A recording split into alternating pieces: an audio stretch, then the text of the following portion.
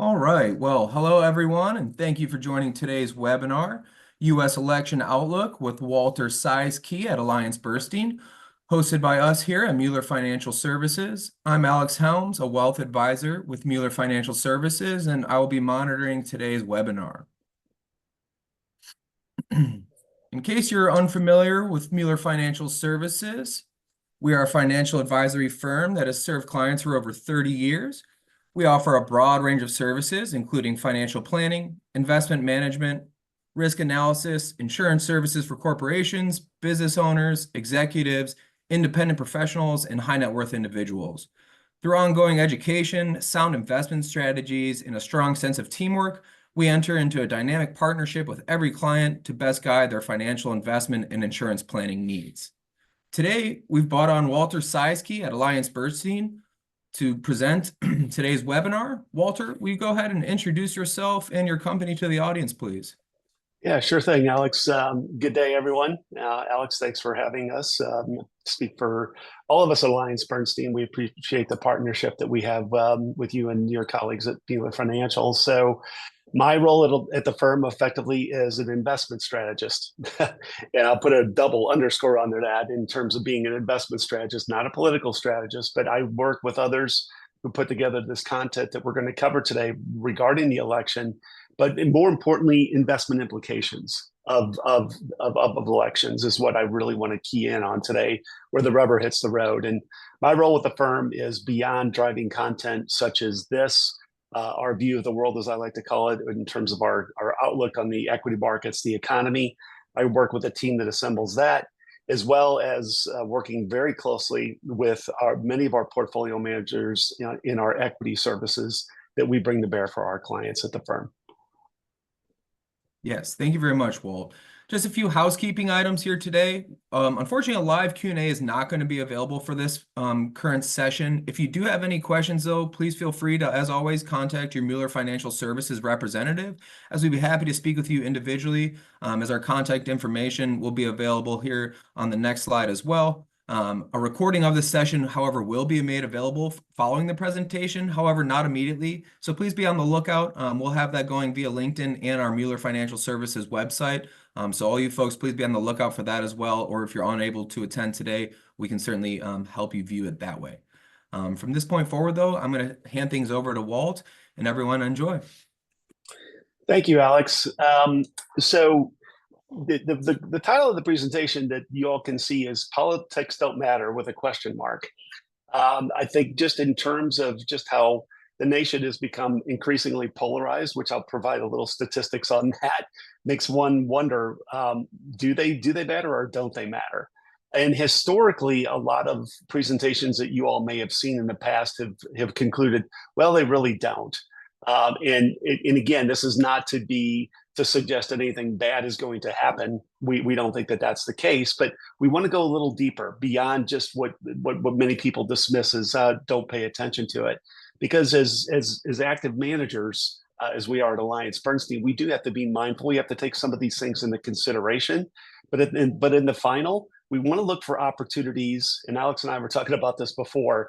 To use a golf analogy, try to take the bunker or the lake or the pond or the water out of play if you're approaching a hole, right? What are investment opportunities right now that we think give us a good opportunity regardless of who wins? And that's how I'm going to wrap things up. But let's start with some of the things that you all have maybe seen that historically, who wins the election really doesn't matter. So quick quiz. If you look at this chart, this line chart that you see here is the S&P 500 index. That's the black line chart that you see over time.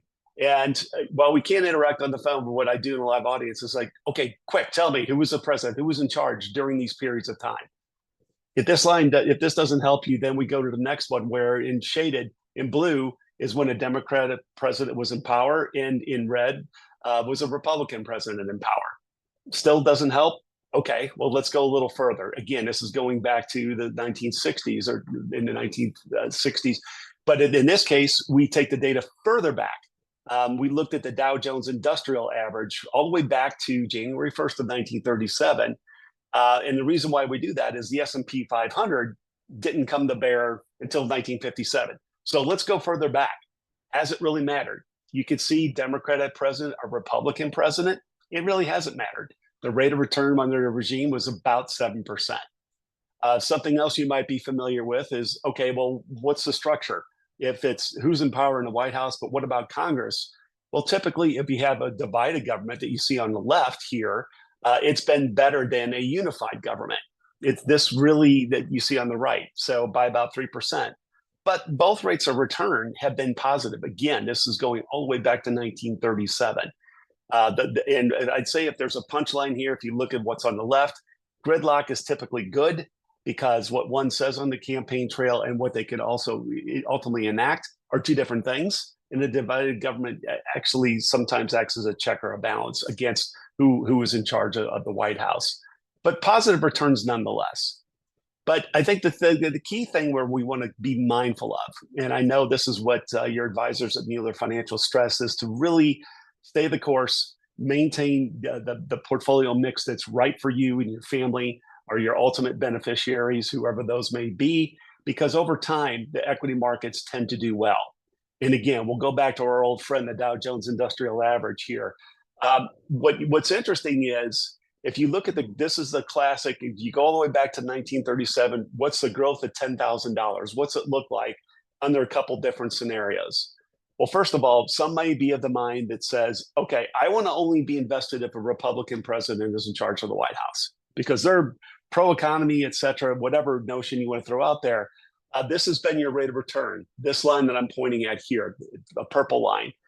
Other people have said, well, I only want to be invested if a Democrat's in the White House. I mean, my goodness, when President Clinton was in the White House, the stock market did really well. We had a balanced budget. Look here, if you only invest if a Democrat's in power, a little bit better. But what happens if you just say, you know what, I'm just going to stay the course because I can't predict these things. If you stay fully invested, regardless who's in charge, this is this top line. You could see that staying the course, being invested regardless of who's in charge, makes a tremendous positive impact on one's savings or one's portfolio, rather than trying to say, I'm going to time it depending on who's in charge of the White House. That latter point is not a very good investment strategy, as you can see here. Okay, that's great. But what we're saying is elections, in our view, do have a degree of impact on the markets because we've seen an increase in polarization. And what's really caused a lot of this? If we look at these two lines here, the top line is what you see in terms of the 10-year Treasury yield. And we took this data, again, going back all the way back to 1957. And this line that I'm pointing to here is the S&P 500 index. And what's really interesting is if you go back into 1981, where we had this line of demarcation, it's interesting to see what happened to both bonds and stocks. So if you go from 1957 all the way through 1981, you could see that a 60-40 portfolio, that is 60% stocks, 40% bonds, gave you an annualized rate of return of 7.1%, excuse me. But what happens after 1981? That classic mix, 60% stocks, 40% bonds, gave you an annualized total return all the way through the end of last year of 10.2%. What happened here, we had a couple things. One, we had Paul Volcker, then the central bank president, broke the back of inflation, right? You saw very high interest rates on bonds and you saw inflation and interest rates fall. And consequently, you saw the stock market lift. That was one element. And I take us back in history with Paul Volcker because at 1 p.m. Central, we're going to find out what the Fed's next rate move is going to be. So stay tuned for that. But there were other elements that were causing this. And this is what we show on the left. If we go back to 1981, there was a lot of forces that came together at one time. That is, we started to see globalization occur. And in many cases, China became the factory floor to the world. More things were outsourced overseas. So you saw a rise in that. You saw falling interest rates and inflation, as I talked about on the prior slide. Demographics, your oldest baby boomer at that time turned 35 years old in 1981. And you saw this big trend to automation, whether it was Microsoft Windows, the advent of the internet, email, you name it. All these came together to drive a big productivity boom, which if you look at these rates of return on this table, we show them, again, from 1981 through the end of 1999, stocks gave you an annualized return of 18.4%. Boring old treasury bonds, boring old treasuries gave you a rate of return double digit, 11.13%. And again, a 60-40 gives you close to a 16% return. So those are some very strong years for the stock and bond markets. And if you were president at that time, boy, what a time to be king. Here we're showing, again, from 1981, President Reagan's regime, Bush Sr., and then President Clinton, where you really saw the markets take off again because of the internet and was really a big driver. But regardless, you saw some very good returns, and we attribute this to those components that I talked about all coming together on the prior slide. So what did that mean for elections? Well, what we're showing on this slide are electoral maps of the United States. And as you might recall, there were some huge landslide victories. And here on the left, we're showing President Reagan versus President Carter in that election, where it was dominant that President Reagan had won. And then to the right of that, in 1984, he almost did a clean sweep of the whole electoral map. The only state that he lost, as many of you probably remember, was Minnesota. And that's because he was running against Walter Mondale's home state, being Minnesota, and he only lost it by roughly 3,000 votes. Can you imagine this happening today, right? Where we've seen contentious elections, we've seen them very close. I don't want to give away the ghost here, but we haven't seen this for a while. But when we had all those elements combining, we saw good times for the markets. And it was pretty dominant in terms of who was the most popular candidate. In this case, it was President Reagan. And conversely, if you look at some of the other elections, the left is looking at the 1998 election, Bush versus the caucus, pretty dominant because President Bush Sr. ran off many of the policies that President Reagan had in place that were so popular at that time. But then ultimately, where we saw in 1996 a change in power, where we saw President Clinton win versus Robert Dole. It was interesting. That was a dominant election because if you look at these two elections, the swing in electoral votes was 500 electoral votes. Pretty dramatic, right? But dominant nonetheless. And some of this, what was driving this is, again, I alluded to this rise in terms of polarization, and I'll get to the populism thing. But what you see on the left in 1994, Pew Research ran a survey on 10 items, and they asked both Republicans and Democrats. On the left, they were saying, where do you fall? Where do you fall in terms of being conservative or Democratic leaning or left leaning? And at that time, again, this is 1994, 64% of Republicans, or 2/3 of them, deemed themselves to be more conservative than the average Democrat voter. And in like fashion, below that, 70% of Democrat voters deem themselves to be more liberal than the average Republican. Makes sense. But then again, this is 1994. They were also asked, what percent of Republicans have an unfavorable view of the Democrat Party? And 17% of Republicans raised their hand and said, yeah, we're not big fans of the Democrat Party. And a very similar percentage below that for Democrats versus what they think of the Republican Party. In a lot of cases, when you think about this, it was a more peaceful, reasonable time between voting constituents. It was, no, my kid plays soccer on the same soccer team as the other kid. Get along for the most part. Our political ideology is different, but we could get along pretty well. I'll come back to that in just a moment, because what we saw happen after the internet bubble burst in particular, you started seeing these elements that I talked about on the right start to reverse themselves a bit. Lower rates, even lower rates, when we went to zero interest rates in response to a couple of crises, led to lower income for some people in terms of savings rates. Your oldest baby boomer in the year 2000 was approaching retirement. They're in their mid-50s. They're not 35 in their prime earnings years. Debt to GDP, or debt as a percentage of the economy, continues to go up, and it continues to go up. And where you saw this globalization movement, or push, and then starting in the early 1980s, you started to see this rise in populism and this anti-globalization sentiment start to kick in. And again, I'll touch on this, but we've seen more and more of this, and it's been accelerated, especially since we've been during the COVID period and some of the geopolitical tension that we're seeing in areas such as the South China Sea, which is starting to raise some of these concerns of, do we really want to have everything spread out around the world, or do we want to bring this closer to home? So what was causing some of the polarization and the degree of populism that's going on in the United States right now? Well, if you look on the left, this is showing two things. The bottom line is showing you effectively take-home pay, what people can bring home in terms of their earnings. The top line is showing you how much corporate profits have grown. And again, this goes back to 1970. Notice the widening gap there between corporate profits and people's take-home pay. All right. If we look in the middle chart, we segregated different income groups. And I'm pointing to this to show that after World War II through 1980, your bottom 50% wage earners and middle 40% wage earners, their income growth grew over 100% from the end of World War II to 1980. Again, that magic number, that magic year, I should say, 1980. But then when you look forward, 1980 to 2014, you saw the bottom 50%, bottom half of wage earners' income growth, instead of growing 102%, only grew 1%. And similar for the middle tier, 105% to 42%. So you start to see the lower wage earners' income growth not grow as robustly as it did coming out of the Second World War. That starts to affect people's sentiment a little bit.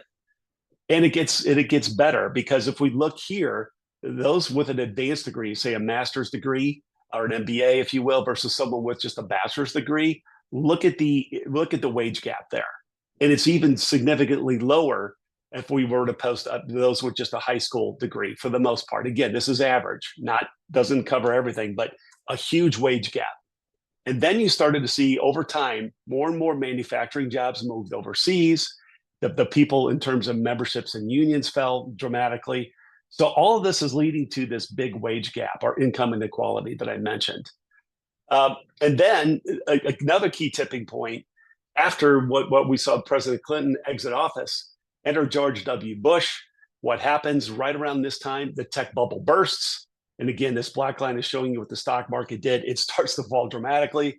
Oh, and why not? Let's throw in the Enron scandal, WorldCom, where nobody trusted corporate earnings. They were wondering what's going on. Can we really, or who's cooking the books? That doesn't help the stock market. It continues to go down. Let's talk about invasion of Afghanistan and Iraq. You have a couple war skirmishes, all the way to the point where we see a recovery. But poor President Bush, he comes in when a tech bubble bursts, and he exits right when the global financial crisis in 2007, 2008 are occurring. That was a tough period. All this is driving, again, some implications of people's sentiment, and then what it means for elections. Because remember, if we go back, those dominant electoral maps I was showing you under President Reagan, President Clinton, you name it, that was going on before some of this started to kick into gear, the elections get closer. Because on the left, you look in 2000, that was Bush versus Gore. And many of you remember the only reason why President Bush won was, remember the hanging Chad episode? It was very, very close, where the Supreme Court overruled the Florida State Supreme Court and said, nope, in this case, the ballots are what they are, and President Bush wins. And it was by roughly 500 ballots. Super close election is the point. And then if you look at Bush versus Kerry in 2004, again, very, very tight, not as dominant of an electoral result. So that's what's really causing it, where you start to see these elections start to tighten up. And then eventually, what this map is showing from the year 2000 forward, the electoral map becomes hard-coded. That is, these states that you see, blue tend to go to more Democrat votes, red are more Republican votes. Some of these other states that we have are more, can be swing states, but these states, either red or blue, have voted the very same way since the year 2000. The map starts to get hard-coded. It's less dominant for each candidate. So what we start to see happen with President Obama's campaign is this opened the door for anti-establishment candidates. In 2008, President Obama ran, as many of you recall, on hope and change. It was the 1% versus the 99%. It was others pay their fair share. And then after President Obama's 8-year tenure, you had President Trump come along in 2016. He was another deemed to be outsider candidate, where it was U.S. versus the rest of the world. Let's bring things back to the United States. And what happened? They both flipped key swing states and they won. But the one thing in common was, let's help the little guy in some way or another. And it resonated with voters to the point where, if we look at what happened under President Obama's regime, yes, the way he won it was he flipped key swing states, as I mentioned. You can see them highlighted here. We have Florida. We have some of the Rust Belt states. He ran on hope and change, but ultimately he exited on Occupy Wall Street. The sentiment was not that favorable. And why was that? Because this income inequality that we talked about, again, if we look on the left, this is take-home pay. And in this case, this is the S&P 500, where your wealthier people tend to be in the stock market, a huge gap. And then if you look in the middle, the share of aggregate wealth for the upper class went from 60 to 79%. So there's a big gap between the haves and have-nots. And again, that's while President Obama ran on that, so did President Trump. The drain the swamp, you name it, all the slogans he had. What happened? He flips the Rust Belt and he ends up winning that election based on on somewhat similar campaign promises with some subtle differences. But that's that populism, this whole income inequality is what both candidates were trying to exploit. And it was effective because they ultimately won their elections. Now, let's fast forward. Let's go back in time. Again, we talked about this in 1994, where Pew Research said, okay, if you answer this 10-point checklist, where do you fall in terms of being more conservative or more liberal than the average person on the other side of the equation? Look what happens to these mountains from 1994, when they ran this, to 2017. We started to see a yawning gap. So in this case, in 2017, 95% of Republicans deemed themselves to be more conservative than the average Democrat, and 97% of Democrats deemed themselves to be more liberal than the average Republican. Notice the shift. There's a seismic shift there. And no surprise, when you interview the same voters to say, what do you think about the other party, unfavorable, what percentage answered unfavorable? 45% of Republicans answered, yeah, we have an unfavorable view of the Democrat Party. And you can see a similar trend. It effectively triples, right? As we're seeing a lot of this going. And I'm covering a lot of this because people say, how do we get here? How are these elections so close? What's causing all this? This is what we're trying to get at in our discussion today, to provide you all some information on this. But it's very, very telling.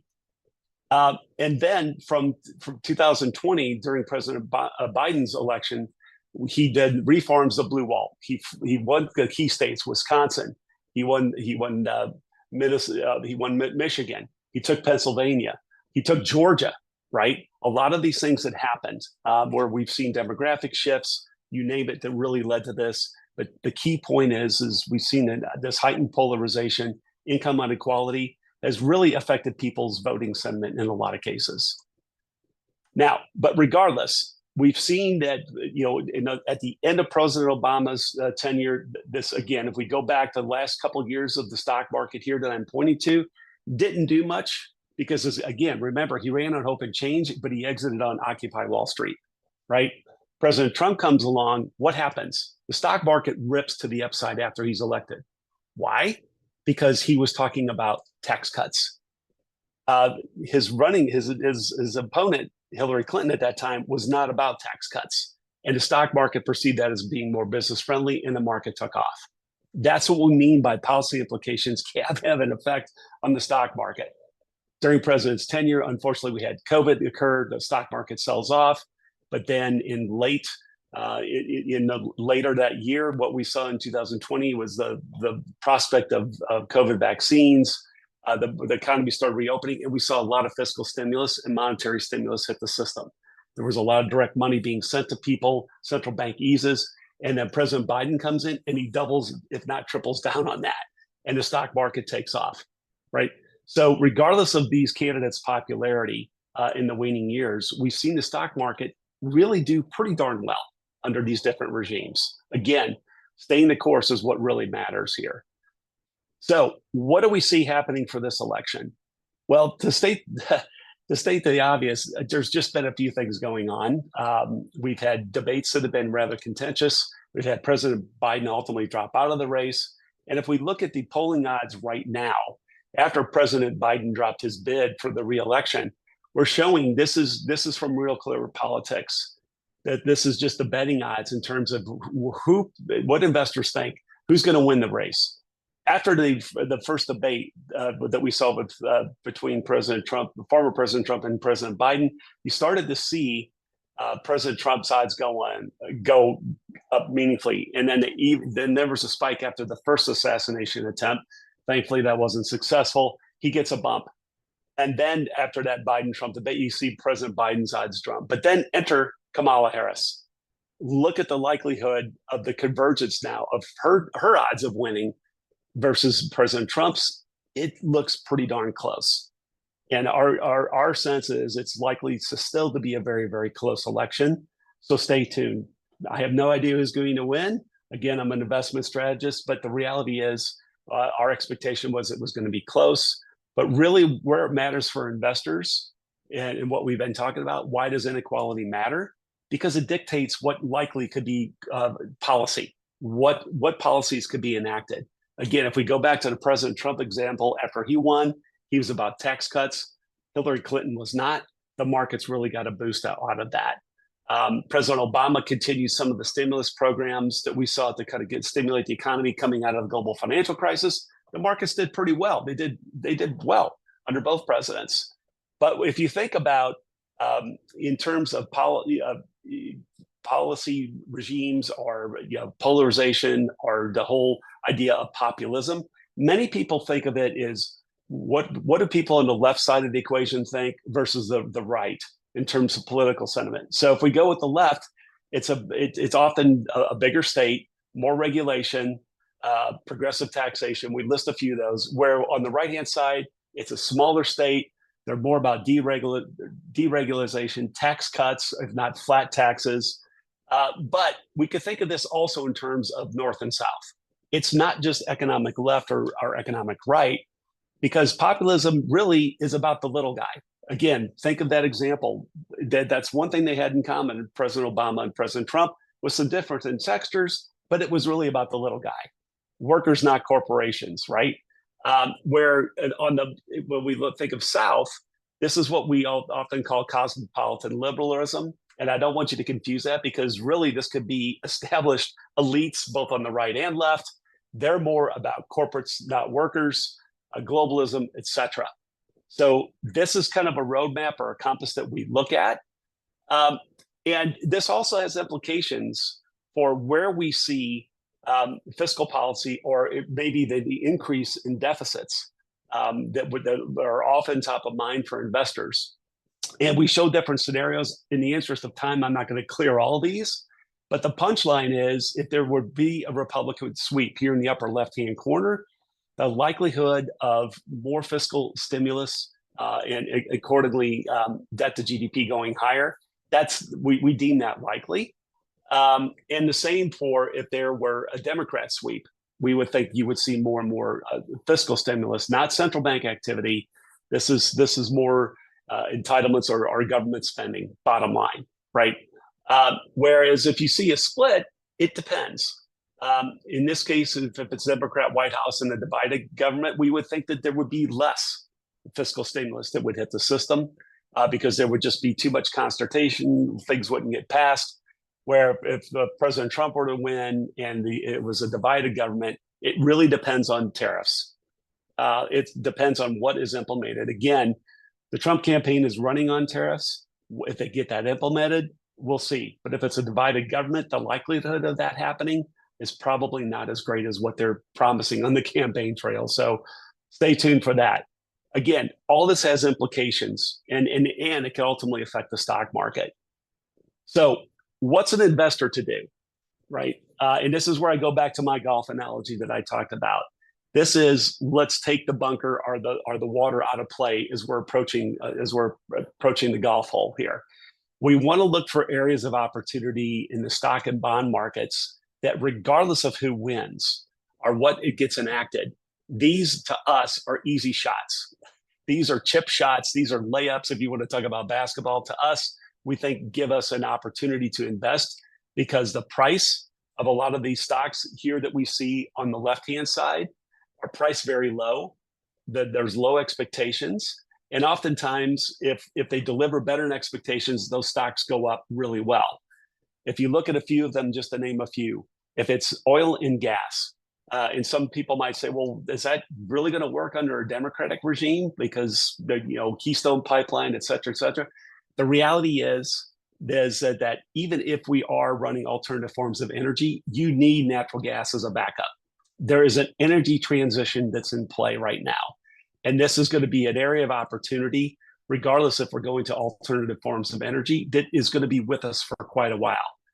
And the stocks have not boomed like a lot of the artificial intelligence darlings that have done so well in this more recent cycle. Defense and cybersecurity especially, the government spending on that with a lot of people trying to hack our computer systems is going up meaningfully. Healthcare, again, some people might say, well, wait a second, in an election year, that's usually, they're right in the crosshairs of Capitol Hill.